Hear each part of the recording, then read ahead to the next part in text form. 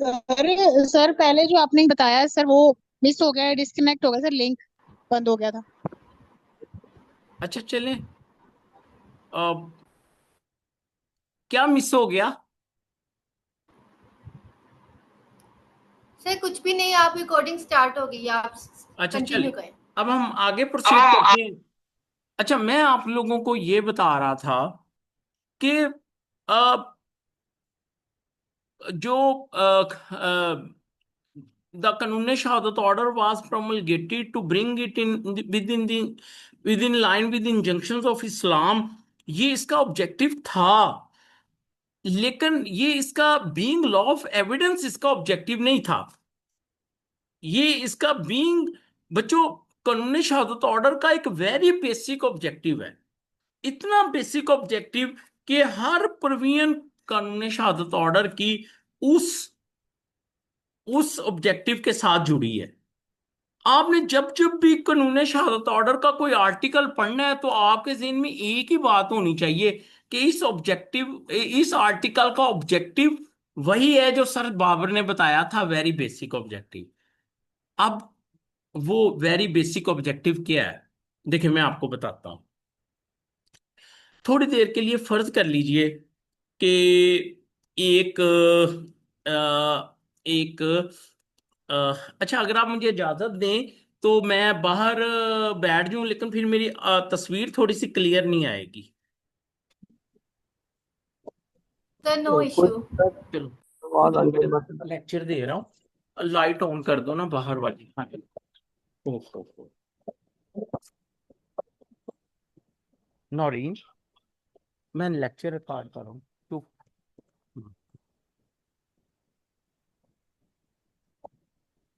अच्छा, आप होप आप लोगों को आवाज आ रही है मेरी। अच्छा, तो मैं आपको ये बता रहा था, आप लोगों से माजरत, मैं पहली दफा जूम जो है ना उसको पहली दफा खुद वो कर रहा हूँ कंट्रोल, तो शायद मुझे चीजों को अभी मैनेज नहीं करना आता। लेकिन मे भी अगले लेक्चर में जो है ये सारा कुछ जो है वो हो जाए। अच्छा, तो अब मैं आपको एक मिसाल देता हूँ। आप थोड़ी देर के लिए अ, फर्ज कर लें कि एक केस है, उसमें दोनों पार्टी जो हैं वो क्या करना चाहती हैं, एविडेंस देना चाहती हैं। अब हम फर्ज कर लेते हैं कि कोई लॉ ऑफ एविडेंस नहीं है, कोई कानून शहादत ऑर्डर नहीं है। तो इसका मतलब यह है कि जो पार्टी जो कोर्ट में देना चाहे उसकी मर्जी है। ठीक है। अगर ऐसा हो जाए अगर ऐसा हो जाए तो इसका नतीजा क्या निकलेगा? इसका नतीजा ये निकलेगा, there will be no end of that trial in near future. उसका एंड ही नहीं हो सकता ट्रायल का। क्यों? जिस मुल्जम को पता है मुझे सजाए मौत हो जानी है, वो तो रोज दो बंदे लेके आएगा कि चलो इसका एविडेंस लिखो। ठीक है, वो तो अपना एविडेंस खत्म ही नहीं होने देगा। तो अच्छा, चलें, फर्ज कर लेते हैं थोड़ी देर के लिए कि जी अल्लाह अल्लाह करके तो वो ट्रायल कंक्लूड हो गया। पार्टीज ने जो देना था पहाड़ एविडेंस का वो उन्होंने पेश कर दिया। ठीक है, ओके। तो अब अब जज के लिए ये पॉसिबल नहीं होगा कि वो उस सारा बल्क ऑफ एविडेंस को जो है वो जो उन्होंने डाटा दिया है उसको थ्रैश आउट करे in order to separate the grain from chaff, कि वो उसमें से सच निकाले। जज के लिए पॉसिबल ही नहीं होगा। क्यों? क्योंकि इतना बल्क ऑफ डाटा आया है। और फिर वो जो ट्रायल जो 2 दिन 4 दिन 6 दिन में कंक्लूड होना था उसको सालों लग जाएंगे, क्योंकि किसी पार्टी पे कोई पाबंदी नहीं है। Each party is given an open hand to to to to produce whatever that party want to produce as evidence। तो बच्चों, आपको समझ आ गई फिर कि वाई कानून शहादत ऑर्डर। कानून शहादत ऑर्डर का वेरी बेसिक ऑब्जेक्टिव क्या है कि पार्टियों को एक लिमिट में रखना। बस बस, आप ये डॉक्यूमेंट दे सकते हो, आप नहीं दे सकते। बस आप ये विटनेस ला सकते हो, आप ये विटनेस नहीं ला सकते। आप ये वाला एविडेंस नहीं दे सकते। तो ये चेक एंड बैलेंसेस जो हैं जगह जगह पे लगाने का मकसद क्या है कि ट्रायल को जल्दी कंक्लूड किया जाए। तो इंग्लिश में मैं कहूंगा, the very basic objective of the कानूने शहादत order is to decide the controversy expeditiously by limiting the parties, by restraining the parties as to the data which they propose to be adduced as evidence. कि उनके ऊपर एक limit लगाई जाए कि आप देखेंगे, आप कानूनी शहादत ऑर्डर की कोई भी प्रोविजन उठाएं तो मैं उसको इस ऑब्जेक्टिव के साथ जोड़ के दिखाऊंगा कि बेसिकली इसका मकसद ये है। ये क्वेश्चन पूछा जा सकता है, ये क्वेश्चन नहीं पूछा जा सकता, ये जो है वो ये डॉक्यूमेंट दिया जा सकता है, ये डॉक्यूमेंट नहीं दिया जा सकता। तो ये है very basic objective of the कानूनी शहादत ऑर्डर। अच्छा, मैं आप लोगों को ये बात कह चुका हूं कि कानूनी शहादत ऑर्डर का वेरी बेसिक ऑब्जेक्टिव है और वो उसकी हर आर्टिकल, हर प्रोविजन के साथ जुड़ा है। तो अब सवाल ये है कि वो ऑब्जेक्टिव अचीव कैसे होगा, तो वो उसके लिए हम क्या कर सकते हैं कि पूरा कानूनी शहादत ऑर्डर जो है उसको हम 3 स्टेजेस पे डिवाइड कर सकते हैं। उसके लिए मैंने एक स्लाइड बनाई है, उसके ऊपर जरा फोकस कीजिएगा। Relevancy, admissibility and appraisal of evidence, ये 3 स्टेजेस हैं और इन 3 स्टेजेस का ऑब्जेक्टिव क्या होगा बच्चों?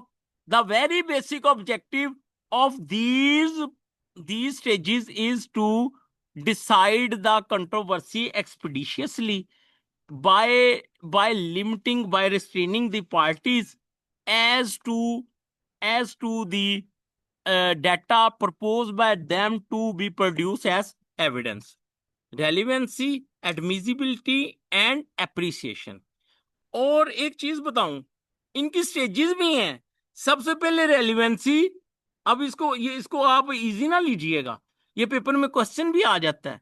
सबसे पहले रेलिवेंसी, उसके बाद एडमिसिबिलिटी एंड फाइनली अप्रेजल। इनकी ये जो है वो 3 स्टेजेस हैं, रेलिवेंसी, एडमिसिबिलिटी एंड अप्रेजल। अच्छा, रेलिवेंसी होती है फैक्ट की, एडमिसिबिलिटी होती है एविडेंस की और अप्रेजल होता है मैटर का। प्लीज खामोश हो जाएं। मैटर और एविडेंस में क्या फर्क है ये मैं आपको आगे चल के बताऊंगा।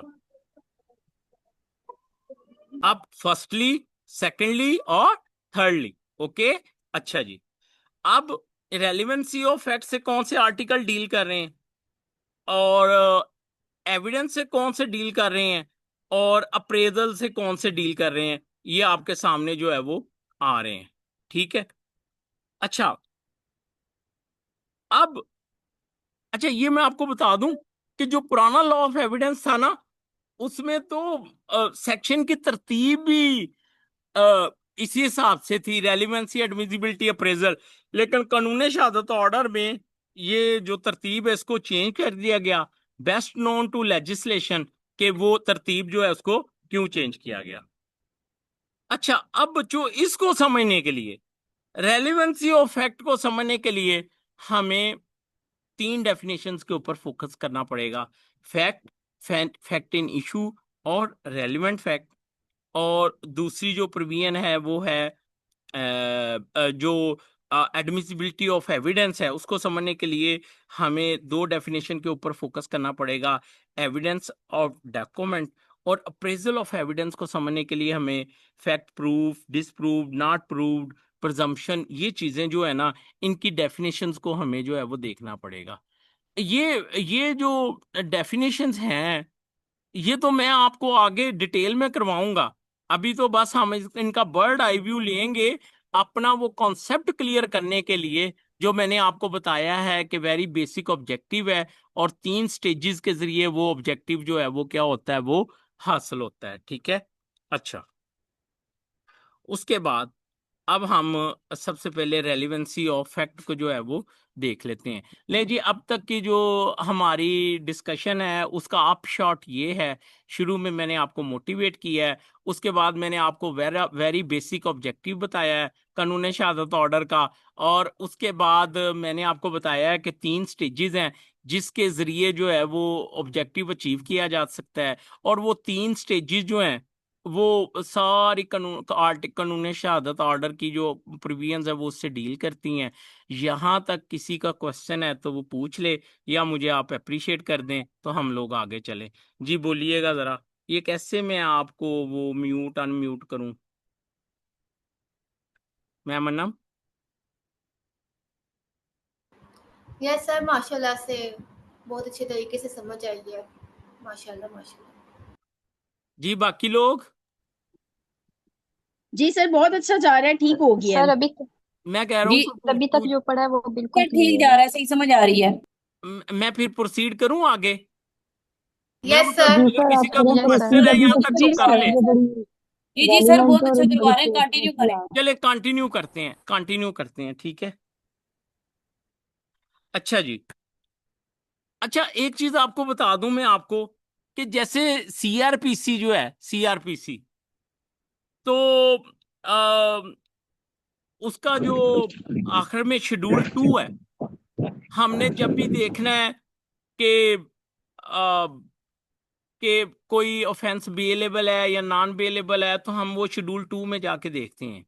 बिलीव मी, अगर आपको कानून शहादत ऑर्डर की डेफिनेशंस के ऊपर ग्रिप हो जाए तो बाकी सारी प्रोविजंस जो है ना वो आपके लिए वो सीआरपीसी के शेड्यूल 2 की तरह है कि भाई ये वाली प्रोविजन एडमिसिबिलिटी से डील करती है, ये वाली प्रोविजन रेलिवेंसी से डील करती है, और ये वाली प्रोविजन जो है वो अप्रेजल से डील करती है।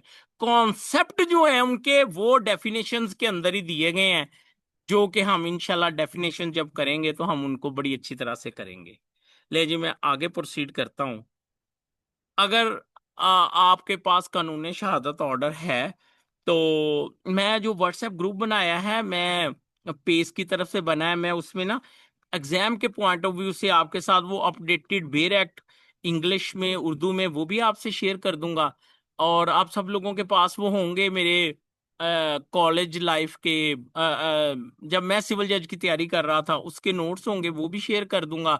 एक दो बुकें हैं, एक 5 स्टार गाइड है, वो भी मैं आपसे शेयर कर दूंगा। वो सारी चीजें वो होंगी जो हम एग्जाम के पॉइंट ऑफ व्यू से देखा करेंगे। जब हम कंसेप्चुअली पढ़ा करेंगे तो फिर आपने ये नहीं देखना पेपर में कैसे सवाल आ जाएगा, आएगा मैं कर लूंगा या नहीं कर लूंगा। आपने उस वक्त नहीं जाना, जब मैं पढ़ा रहा हूँ कंसेप्चुअली तो सिर्फ आपने उसको इंजॉय करना है, उसको सीखना है और अपने कॉन्सेप्ट क्लियर करने हैं। जी, फैक्ट की डेफिनेशन, एनीथिंग, मैं इसको 3 दफा बोलूंगा, fact mean anything, anything, anything, क्योंकि आगे चल के इसकी बड़ी इंपॉर्टेंस है। या स्टेट ऑफ थिंग और relation of thing capable of being perceived by senses. Senses कौन सी? वो हमारी 5 senses, vision, touch, taste, hearing, smell. ठीक है, तो जो फैक्ट है वो एनीथिंग भी हो सकता है, वो स्टेट ऑफ थिंग भी हो सकता है, वो रिलेशन ऑफ थिंग भी हो सकता है, और जो कि हमारी सेंसेस क्या करती हैं, परसीव करती हैं। और दूसरी इसकी डेफिनेशन ये है, any mental condition of which any person is conscious. या दूसरी चीज है मेंटल कंडीशन, उसमें कौन कौन सी चीजें, मसलन मेंटल कंडीशन में क्या आ जाएगा, जैसे हम कहते हैं मोटिव क्या था उसका, इंटेंशन क्या थी, नॉलेज क्या था, जिसका आपके दिमाग से तल्लक है, उसको भी हम क्या कहेंगे, फैक्ट की डेफिनेशन में लेके आएंगे। अब मैंने आपके सामने एक क्लैरिफिकेशन के लिए मैंने बनाया फिजिकल फैक्ट्स और इंटरनल साइकोलॉजिकल फैक्ट्स, या एक्सटर्नल फैक्ट्स और internal facts. Anything, state of thing और relation of thing capable of being perceived by bodily senses, जैसा कि विजन हो गया, टच, टेस्ट, हेयर, स्मेल हो गया, ये फैक्ट्स हो गए फिजिकल फैक्ट्स। और any mental condition of which a person is conscious, motive, intention, knowledge, good faith, mala fide, dishonesty, ill will, anger, hatred, ये सारे क्या हो जाएंगे, लेकिन हैं ये सारे के सारे क्या हैं, ये फैक्ट्स हैं। अच्छा, ये एक मैंने आपके सामने तस्वीर बनाई है, ठीक है, इसको जरा गौर से देखिएगा। इसमें जो हमने डेफिनेशन पढ़ी ना, fact, anything, state of thing and relation of thing, उसको मैं जो है वो मैं क्या करने लगा हूँ, वो एक्सप्लेन करने लगा हूँ। ये आदमी क्या है भाई? एनीथिंग, ठीक है ना, यही डेफिनेशन हुई ना फैक्ट की। अच्छा, ये जो जिसका मर्डर हो रहा है ये भी एनीथिंग। अच्छा, ये पिस्टल, ये भी एनीथिंग। अच्छा, और ये विटनेस खड़ा है, ये भी विटनेस भी क्या है? एनीथिंग। ये ट्री भी एनीथिंग। अच्छा, ये जो है वो क्या कहते हैं, कॉमन इंटेंशन या कॉमन ऑब्जेक्ट, ये आपस में जो किलर है ये किसी के साथ एसोसिएट होके तो प्लानिंग कर रहा है, ठीक है, प्लानिंग कर रहा है, तो इसको क्या कहेंगे हम? इसको हम रिलेशन ऑफ थिंग कह सकते हैं, ठीक है। अच्छा, इसी तरह ये जो ही फायर्ड बिहाइंड द वॉल, इसको क्या कहेंगे हम? इसको हम स्टेट ऑफ थिंग कह सकते हैं कि उसने दीवार के पीछे से फायर किया, ठीक है। और इसी तरह the witness was standing near a tree near the occurrence, तो ये भी क्या हो जाएगा? ये भी स्टेट ऑफ थिंग हो जाएगा। और ही फायर्ड फ्रॉम अ डिस्टेंस, या ही फायर्ड, ये भी एक क्या हो जाएगा? फैक्ट हो जाएगा। And the witness was watching the same, ये भी एक क्या हो जाएगा? ये भी क्या हो जाएगा? ये भी एक फैक्ट हो जाएगा, या इसको स्टेट ऑफ थिंग कह देंगे हम, ठीक है। और इट वाज डे लाइट, ये भी क्या हो जाएगा? ये भी यानी एक स्टेट ऑफ थिंग है, ठीक है। अब ये जो मैंने आपको जितनी भी चीजें बताई हैं, ये ए था, बी था, ए एक्यूज था, बी विक्टिम था, पिस्टल था, ए ने फायर कर दिया, ए ने बी को मार दिया, ये रात का टाइम था, सुबह का टाइम था, डेड बॉडी थी, ब्लड था, ये सारा कुछ क्या है? फैक्ट्स है। ये क्या है? ये फैक्ट्स हैं, सही है। अब जो इंटरेस्टिंग चीज है वो ये है कि बच्चों, इन सारे फैक्ट्स में से कुछ फैक्ट्स जो हैं वो हैं, कुछ फैक्ट्स हैं इनमें से आ, रेलिवेंट फैक्ट, और कुछ फैक्ट्स इनमें से हैं सिंपल फैक्ट्स, और कुछ फैक्ट्स इनमें से हैं फैक्ट इन इशू। तो अब हमारी जो अगली स्टेज होगी वो हमने ये समझना है कि फैक्ट्स में से फैक्ट इन इशू कौन से होते हैं और रेलिवेंट फैक्ट्स कौन से होते हैं। अच्छा बच्चों, नमाज का टाइम हो गया, तो मुझे इजाजत है, मैं सिर्फ फर्ज पढ़ के आऊंगा और फिर आके हम दोबारा स्टार्ट करेंगे। किसी को कोई एतराज तो नहीं है? No sir. ओके, किसी ने जाना नहीं है, वेरी इंपॉर्टेंट। एंड मैं उम्मीद करता हूँ कि इंटरेस्टिंग है। अब जितना ये बोरिंग सब्जेक्ट है, होप कि उतना आपका इंटरेस्ट जो है वो डेवलप्ड है और आप इंशाल्लाह मेरे साथ कंटिन्यू करेंगे। ओके, जी सर, दुआ में। एक दफा बंद करने लगा हूँ, और जब नमाज पढ़ के आऊंगा तो फिर दोबारा लिंक शेयर करूंगा। अल्लाह जी सर, हाफिज। दुआ में याद रखिएगा। ओके ओके, अल्लाह हाफिज। अल्लाह हाफिज। हम्म।